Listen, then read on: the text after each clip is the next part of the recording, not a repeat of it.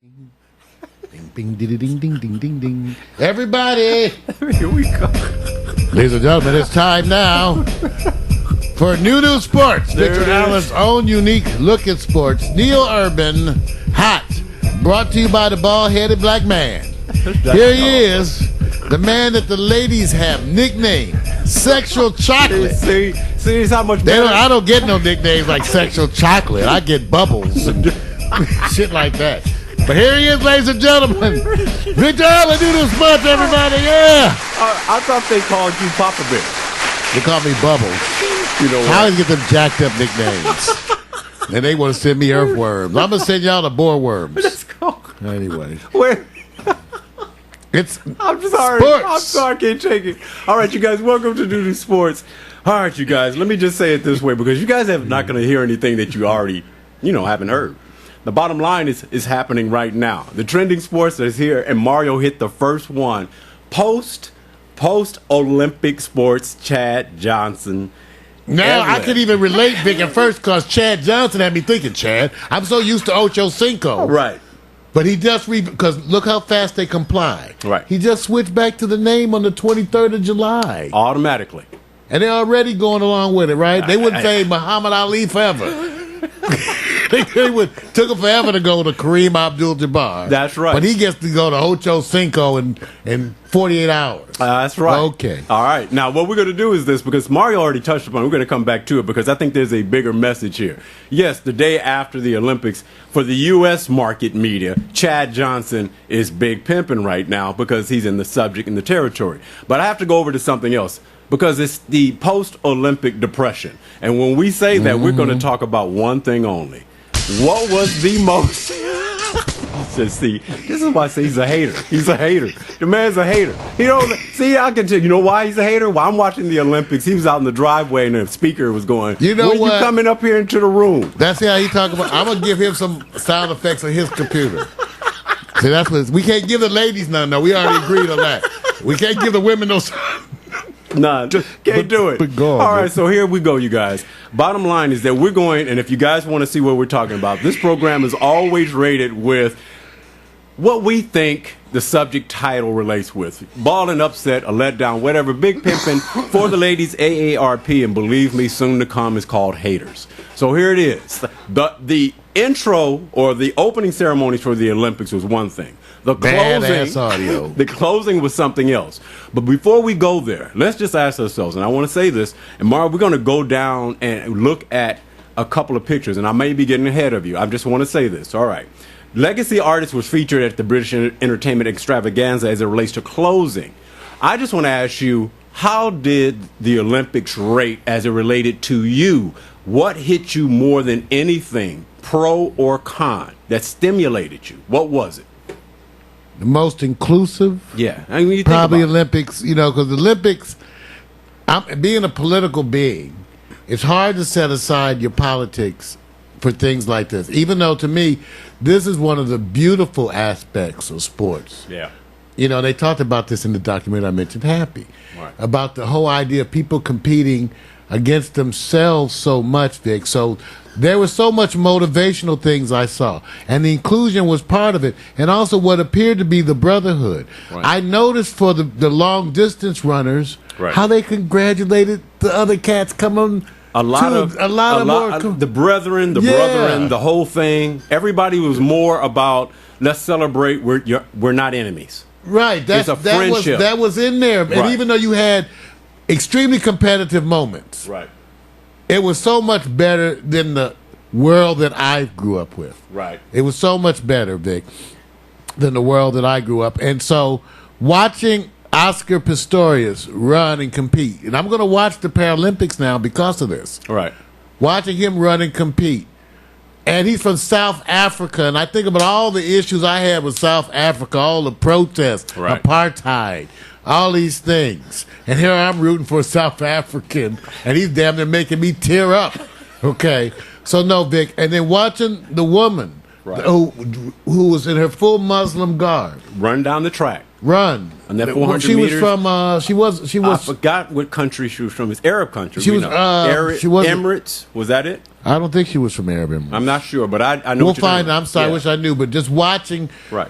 watching the folks do it their way, I was so happy for them, happy for us in this world that is still so Right. imperfect. Yes. It was still motivating to me. It was inspiring to me. Right. And I had many a moment that made me feel overwhelmed. Right. It was a lot of them. Wasn't Yeah, it? a lot of them. You know, you had you tearing up all the damn time. Right. Behind people's journeys, you know? Thank you. And then, look, I'm not here to say, look, I know when the machine of the USA is on and we want to focus on one or two. The whole gimmick, and it's not a gimmick, it's the reward for their accomplishments. You're going to get Michael Phelps. You're going to get Gabby Douglas. You're going to get those who are already there, the swimmers, the basketball teams, men and women. I got that. But I took 2 moments away, and then we're going to get down after this question about who we thought was the most mobilizing athlete who went far and above their competitive sport or event they were involved in. But I had to point out two. One was I told you about Bhutan. But before I get to that, I want to get to David Rhodesia, who broke the world record in the 800 meters. And the idea that, yeah, he's a Maasai warrior. And you don't get that unless you go out and slay a lion. So the whole thing is steeped in tradition. But that wasn't it, because he officially became a Maasai warrior. What the reward they get a tree. He says, we don't get cars, watches. It's not about those things. People come to the village where that athlete is there, and you get a tree planted with your name, and it's to stay there. And that tree is the symbolism of what, you know, you think about the roots, the growth, the earth, the whole thing, that whole thing tied to him. I mean, he is the Michael Phelps in his country. So the part that got me off of that, he's very low spoke, you know. He's not going to be your media darling. He's not going to be that media man that's going to sit up there and make the women go, yeah. He's going to be, it's about you. When you walk up here, we're looking to get that tree in our name. Mm-hmm. And I sat there and said, that is big pimping. Then I got to Bhutan, and I said, oh, this one's going to get me. I love this one. The only little country that sits there and says, we have a government program. Our whole lifestyle is based on you being happy. They're in the documentary. I sat That's there. That's correct. Their whole focus. The government basically says their program is set How up. do we come up on study the same stuff different ways? The documentary I mentioned earlier in the show, Happy, has a whole section on that. That's what I'm saying. That the whole Bhutan. thing, the government is based on, its program is based on that if there's anyone reflecting dire straits, anything of that nature, the government is involved to make sure you stay happy. There's no poor people to their level. There's no bums, no street urchins. Yeah, I don't mean it that way. But there is no depressive state. And so we come to the Olympics. It is not about winning the gold to transfer into more money. The idea is that whether you win or lose, you stay in a state of happiness. And I stopped and said, well, let's see.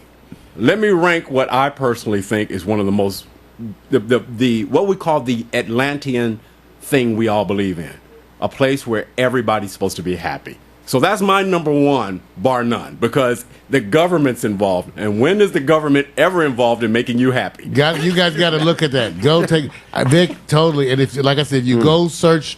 There's a documentary called Happy too that talks specifically about them. Has a full section on them. Yeah. But it's amazing with how the people do.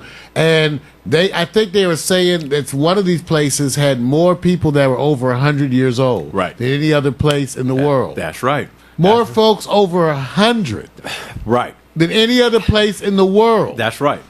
That was my most, out of everything that happened, the beginning, the closing, the ceremonies, the sports, everything, and even Oscar Pistorius as it relates to his story, because I think that's a different measurement. Right. The idea that this person sat there and said, look at this, clean.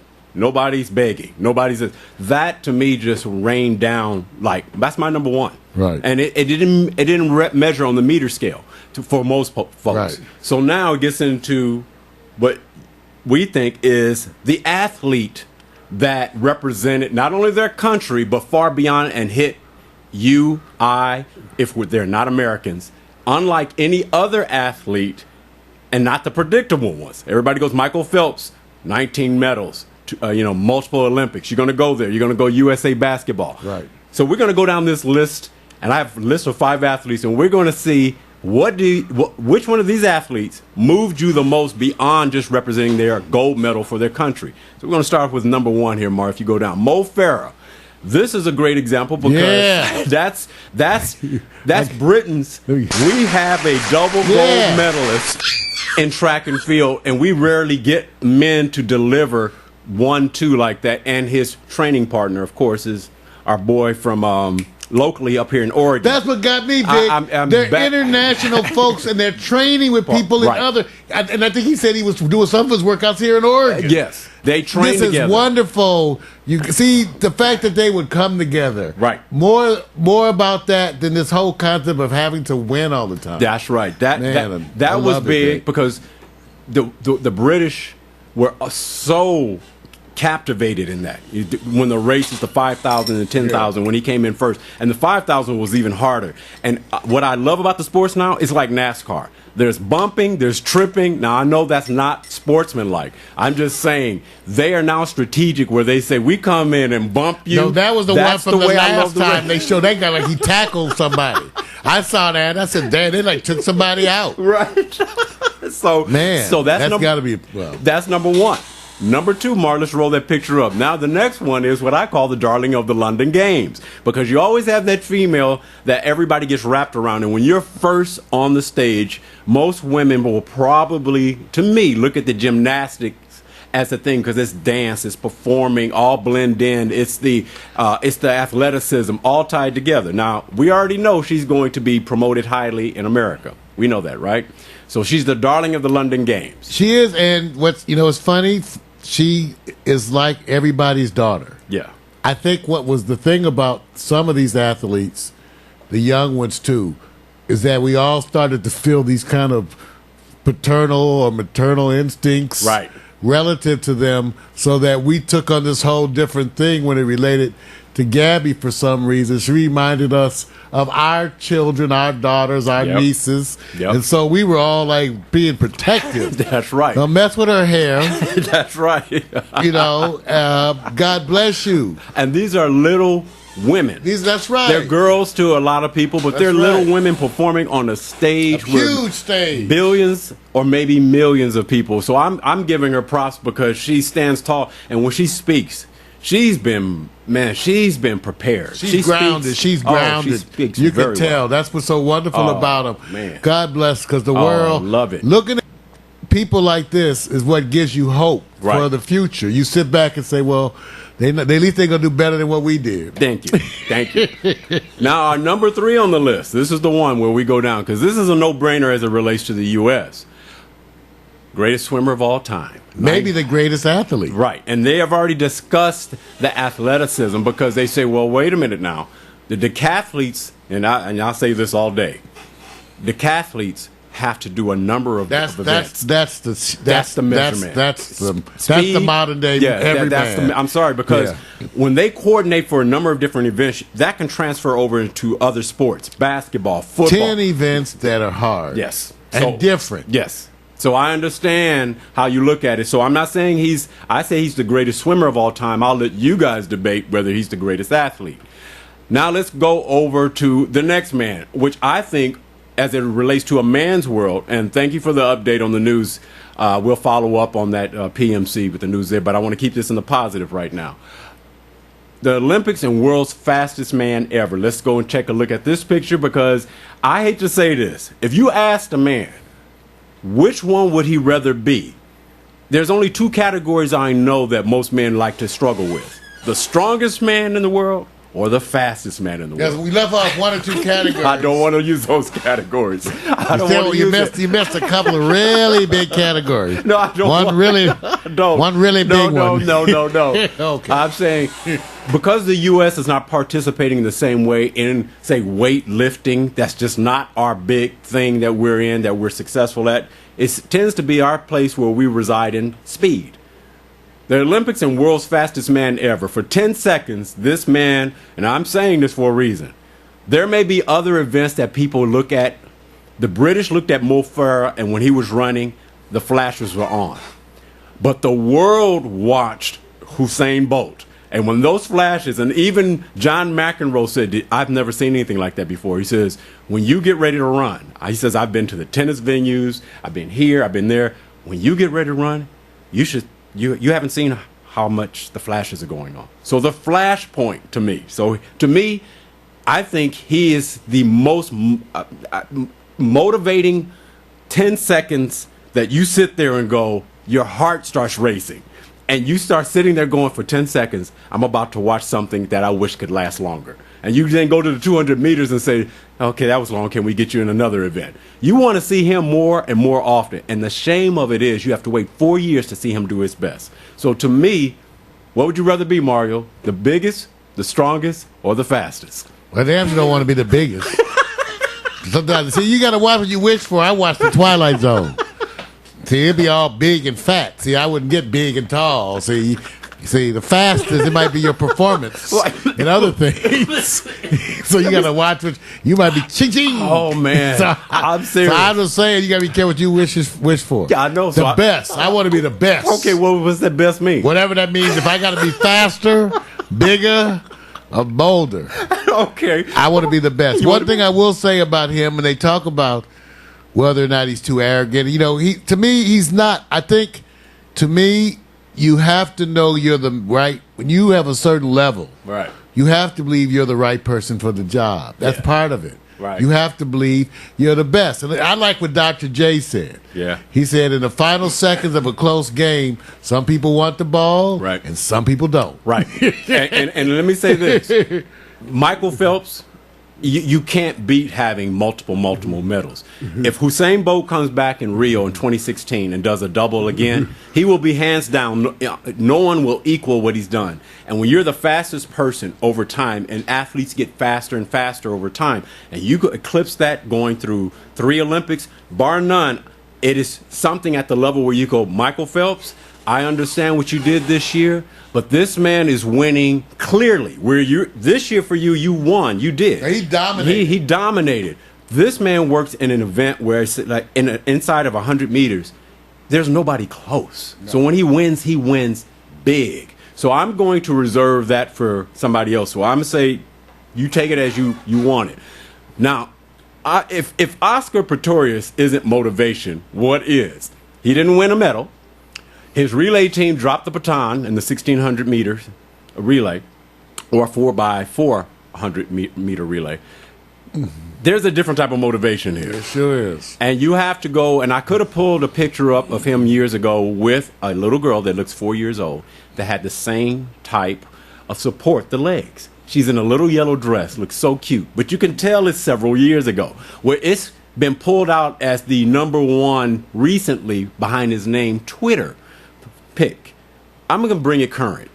How motivating is this, Mario, as it relates to what he's doing, as it relates to what it means to others with the same situation that he's going through? Had me up at 7:30 walking this morning. I'm telling you. No, because things like this are spiritually motivating to me. In other words, you see things. Right. And people remind you of your own life. Yep. Because for those who don't know, I had a terrible back problem. Yeah. Vic, at one point in time, would tell you I used to be able to walk from the house to the studio. Done. And I'd be looking for the chair. Yep. I was looking for the chair, 20 feet into the walk, I was looking for a chair. Right. And I had to rehab. And when I had to rehab, I had to start walking. Rehab to me means working out in the face of pain. Right. And so when I first was walking the first 3-4 blocks, you start crying. Right. First of all, over the pain. Right. And second of all, over realizing what you have become. Yes. So for me, that moment in time right. was extremely stressful. Then you see people like Oscar. Right. Then you see people like Oscar. That's right. And you say, shit. Now here it is. I know it's hurting me to walk. Right. But Lord, look at what Oscar did. Right. And so it was these kinds of things that got me so I could walk some miles now. But it was hard as hell. That's right. Okay, I can just tell you. And so what Oscar Pistorius represents to me is always the reminder of how people have persevered in the face of so much more. Right. Like my mother would say, There was the man who cried because he had no shoes till he met the man who had no feet. Right. There you go. It's always a story that's going to make you pause. Worse than you. Yeah. So those of us who have those times where it's hurting, where we are struggling and we have to pull ourselves up, we need these examples to remind us of what is possible in the human condition. Yeah. And that Oscar never, ever saw himself as being handicapped. Like he said, I was just a person in the house without feet. That's right. Without legs. It wasn't like I was and I wouldn't, like I tell people too, what do you tell a child who says it takes you twice as long to learn math? Right. Work 3 times as long and excel. Right. Right. Yeah, it's one of those it's one of those stories where look, I don't even want to go down this list and say which story has more value. I say they affect you all differently. They're right in the heart. They're all different, all successes. They're all big pimping. I think they do wonders for people in a way. I think Oscar has done something for people who are in a position where they say, look, I overcame what is considered a disadvantage to many of you guys. I don't even look at it that way. That's His right. mentality and spirit is big. And That's so right. Bigger message. Mo, of course, Gabby Douglas, the swimming, Michael Phelps, Usain Bolt, they're all winners. I'm not going to let Usain Bolt's attitude be like that. I think you guys got to get used to that. We got used to that, and now we reward the man Muhammad Ali for having that attitude back in the day. People couldn't handle his that I am good, I am bad, I'm a bad mofo. Hell to you, Mac, you know what I'm saying. My whole point is you look back on that, you say we needed somebody who mobilized us because he had confidence. We want people to have confidence, but we don't want you to share it with everybody. It's like it's arrogant. I said, the man is the best on the planet. What do you want him to do, go to Venus so he can stop bragging in there? Let him have his day. He is hands down the best man. I'm not going to look at that. See, I have to do this. I got to go like this. If you say Michael Phelps, I have to turn around and go like, well, everybody has imperfections. Should I bring up the bong photo? Doesn't bother me Doesn't bother me at all. Especially when you're a champion and you smoke some weed. I'm not going to... See, my whole thing is that... What? So what? I don't even think they should have the right to test you for that. Right. So I think it's none of their damn business. So I look at that and say, that can be thrown up there, but you see that that's not... We are all imperfect. So for me, I don't hold that against Michael. I just said, if you start getting media to frame something and they look for something to take away, I said, do it equally. Do everything equally. Right. Don't just pick where it's convenient at. So all of these people are winners to me, man. Now, Mario. Like I said, I was up at 7. I had to, after the Olympics. I know. I had to get up and exercise this morning. I know. I felt like, Mario, get your ass up. You just saw the Olympics. Right. You just saw what they do. And they do it. I don't let the corporate machine mold you into thinking the way they want you to think. That's right. These athletes had a party themselves, and I loved it. I did too. Well, we got to bring it down to what we call drama and trauma. Back to non-Olympic topics. Bam! Let me just say, when you have a woman that looks like that, when you sit there and say, I'm going to headbutt her, if it's true that you did, she got a big head now. Look at them arms. Her arms look bigger than his arms. I'm just saying. Let me say this. I'm not going to even deal with the question that most people are going to deal with, such as, well, you knew about who she was. I said, of course. Yeah, she's drama. Right. You like so, well, okay, no big deal. Skips it at the best. She makes her living on having drama in public. Right. That's going to be drama in public for you. No, what I want to get into two areas that people are not hitting on as much because they want to go flip on Evelyn here. And I said, you don't think that they have had some back and forth before? You think this is the first time? All day. And she's the type to hit first. Ain't you seen the show? Yes. See, she's the type to hit first. That's right. Like I tell people, in every fight, sometimes domestic violence is actually a fight. And there's a man and woman in the fight. That's right. It was not the man beating the woman, though, because you got to see some of the women. I'm just saying sometimes it is a fight between two people. Right. And the women don't need no breaks, okay? They holding their own, nails and all, okay? So now that's all I can say, and I've seen it happen. Okay, so here's the question, because I'm going to get to the other 2 points. Here's the question. Between these two, you have 3 choices. Who's bringing the real drama? Is it Evelyn, Chad, or both of them equally? Who's bringing the real drama? They both bringing it. See, I know you know what? He's not the brightest candle on the farm either. So I'm just saying that if you watch Chad, no offense, Chad. Wait. And you know what? What you trying to say, man? some brothers look like they're sophisticated about being with women. Right. You know, like they have the whole player mentality. What? That is not Chad. Okay. The most sophisticated person in relationships was Evelyn. Okay. Chad didn't even look. If you anyone who watches shows, this man is not one who knows how to pull on them airs and stuff. Understand. He's just not sophisticated like that. He just isn't. Okay. And so, but Evelyn though. So to me, some of this was predictable. I thought, by the way, I thought the whole thing was staged. Mm-hmm. I never thought they were really into each other until I heard they were married. I thought it was all a show. I said, because I thought, you got to be kidding. There's no way I could take it seriously. I said, oh, this is a joke, right? Chad's going. You got this, y'all. It's like Kanye and Kim Kardashian. Yeah. Does anybody believe it? I mean, it's hard to believe. It's hard to believe. Hard to believe. So I thought the whole thing was a joke till they got married. I was like, oh, you're kidding. Right. You married her. Right. Oh, no. Because brothers will tell you, there's some women we would say, right, you don't marry them. Okay. Even if you are stupid enough to have them, right, you damn sure don't marry them. Right. And you don't give them the noose to hang you by. Right. Let me say this. Yeah, they dug down deep and found out that Chad had some anger management issues back in college, that he also was under what they call one of those charges for, the anger. Now, I'm not saying... Evelyn probably tagged him. I bet she would head, like I said, it ain't outside of her to headbutt. Right. And I'm not saying that she did. That's one manipulative babe, too. She knows she ran home and called the police. Look, I'm saying this. All I'm saying is this. She ran home and called the police. Here's the part I'm saying that everybody don't want to deal with. Chad, look, you've been kind of what they call the model athlete for your 10 years. I got you. No events. He's had no incidents. Right. You're 34 years old. Here's the part that's coming in. Reality shows are going to have their mark on all sports. It's going to come. It's just the nature of the appetite of the viewing public that's growing, that's younger. They're not going to wait for the older folks to adapt. So you older folks who are having a hard time transitioning, you don't get mad at the messenger, but they're already doing this and they just move on to another one. It's the stage of eloquence in football. It's just going to be a different type of reality. Here's the part. All I'm asking is this. This is all I'm saying. The man got cut from Miami. Did the coach say, you gave me just what I needed because I didn't pick you to be on this team? The coach didn't want him anyway. Right, because the Hard Knocks program was stamped yes through that organization, and it had to come through the hierarchy, the top. Right, so if the NFL says yes, the Miami Dolphins says yes, and he's part of that, and all of a sudden he gets cut from the team, they said, that's not cutting you from Hard Knocks, is it?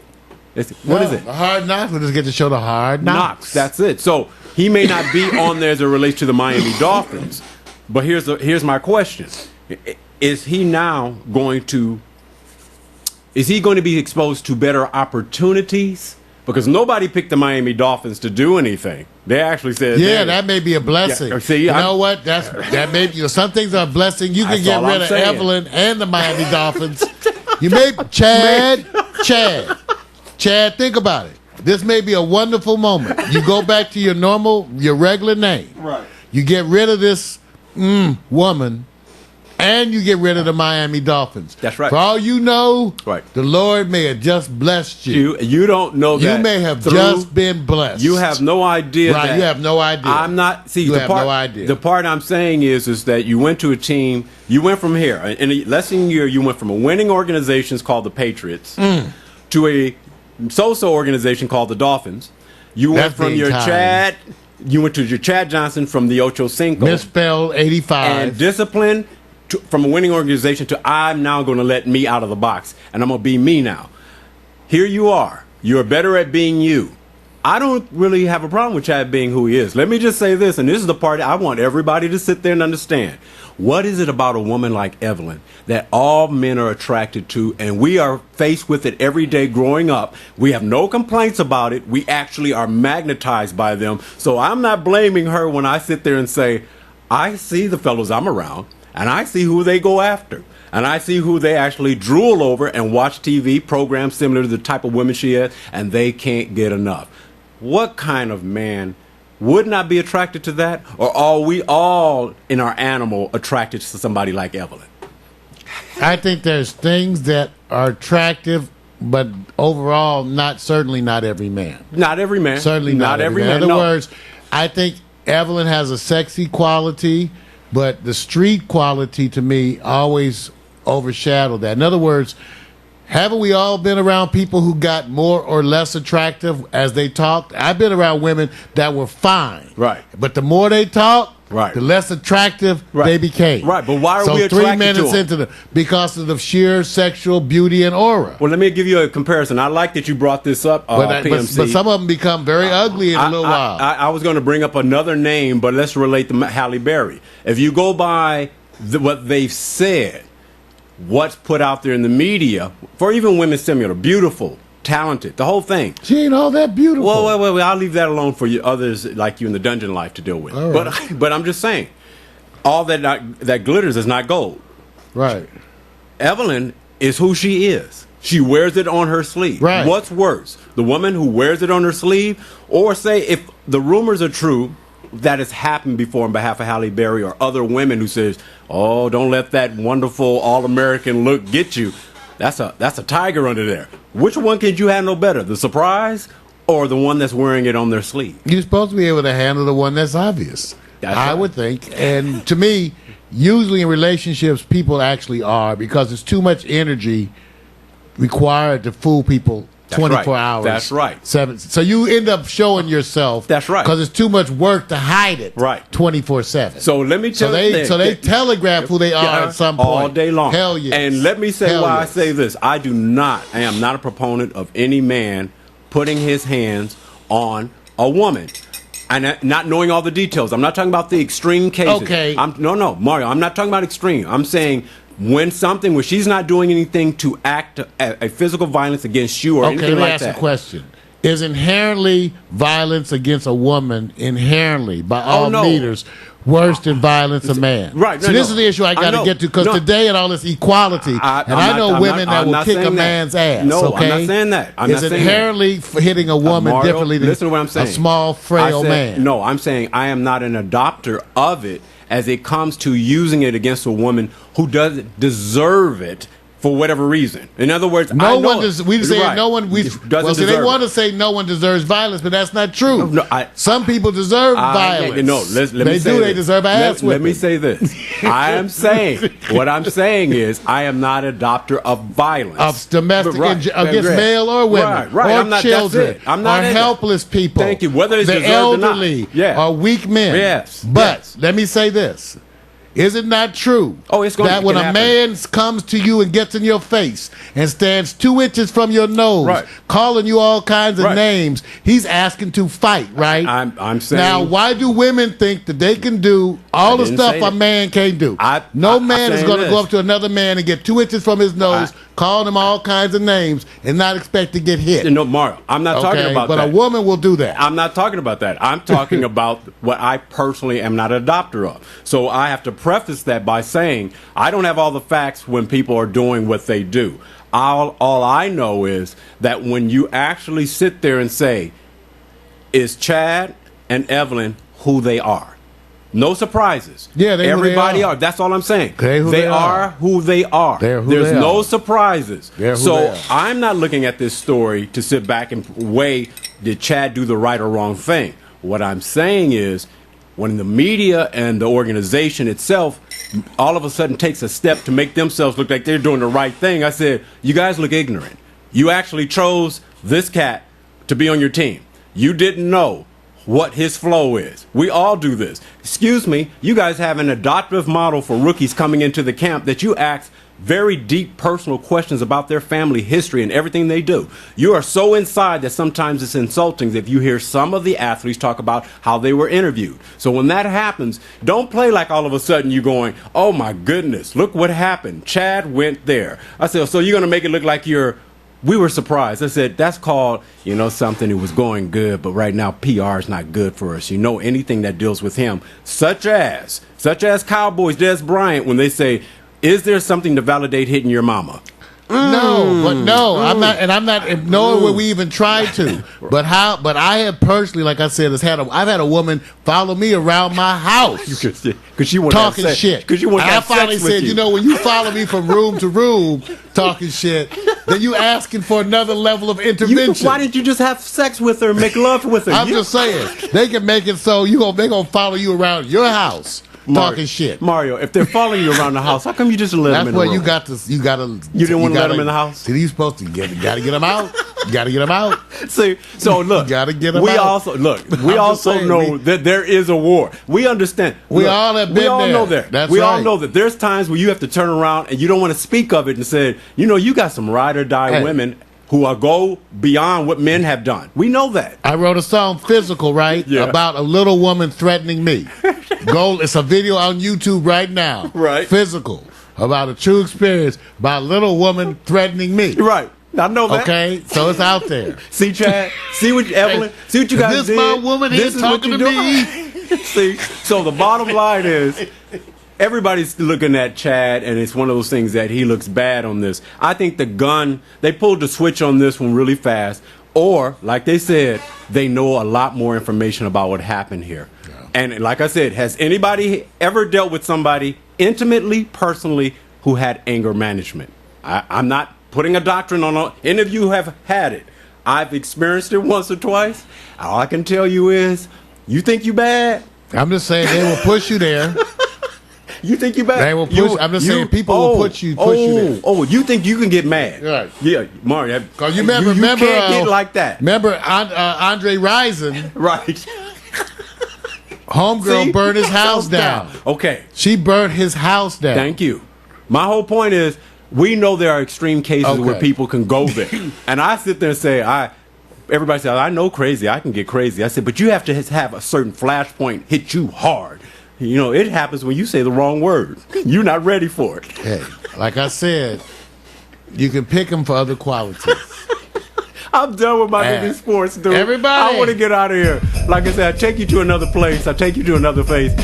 Mario's going to return with my intro and closing tomorrow, you guys. It's one of those things that popularity says, they like his intro better than mine bouncing up and down like this with the drums. That's all right, Mario. You won on this one. But I got to come back. He's got Vic is supposed to be sculpting the new lead-ins for his show. And I got kind of fluish and illish over the last 4 or 5 days. Slowed me up. Yeah. Slowed me up. But it's excuses. No more excuses.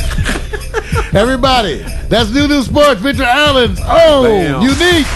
New Sportz. We had to go long, man. The Olympics and everything else. How can you accumulate all